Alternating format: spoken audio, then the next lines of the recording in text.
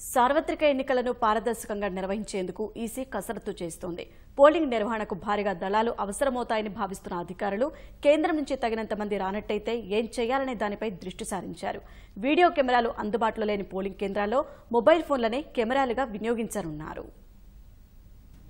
ఎన్నికలను శాంతియుతంగా పారదర్శకంగా నిర్వహించాలని భావిస్తున్న ఈసీ అన్ని పోలింగ్ కేంద్రాల్లో వీడియో చిత్రీకరణ చేయాలని నిర్ణయించింది. ఈసారి ఓటర్ల సంఖ్య భారీగా పెరిగినందున పోలింగ్ కేంద్రాలు కూడా మరో 447 పెరిగాయి. ఈ కేంద్రాలన్నింటిలో వీడియో చిత్రీకరణ, వెబ్కాస్టింగ్ చేయాలని నిర్ణయించారు. వీడియో కెమెరాలు అందుబాటులో లేని గ్రామీణ, పట్టణ ప్రాంతాల్లో మొబైల్ ఫోన్లనే కెమెరాలుగా వినియోగించాలని నిర్ణయించారు. రాష్ట్ర వ్యాప్తంగా ఉన్న 27,000 పోలింగ్ కేంద్రాల్లో 9,000 సమస్యాత్మకమైనవిగా ఈసీ గుర్తించింది.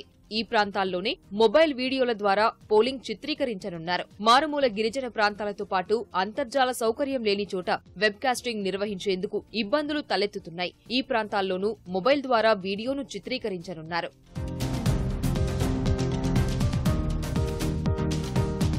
ఎన్నికల నిర్వహణకు 392 కంపెనీల పారామిలిటరీ బలగాలు అవసరమవుతాయని ఈసీ భావిస్తోంది. ప్రస్తుతం 190 కంపెనీల బలగాలు మాత్రమే రాష్ట్రానికి చేరుకున్నాయి. మరో 8 రోజుల్లో మిగతా భద్రతా సిబ్బంది రాష్ట్రానికి రావాల్సి ఉంది. స్థానికంగా ఉన్న 58,000 మంది పోలీసు బలగాలు, వివిధ శాఖలకు చెందిన యూనిఫామ్ సర్వీసుల సిబ్బందిని ఎన్నికలకు వినియోగించాలని ఈసీ నిర్ణయించింది. తమిళనాడు, కర్ణాటక రాష్ట్రాల నుంచి కూడా బలగాలను రప్పించేందుకు పోలీసు ఉన్నతాధికారులు ఆయా రాష్ట్రాలకు ఇప్పటికే విజ్ఞప్తులు అందజేశారు.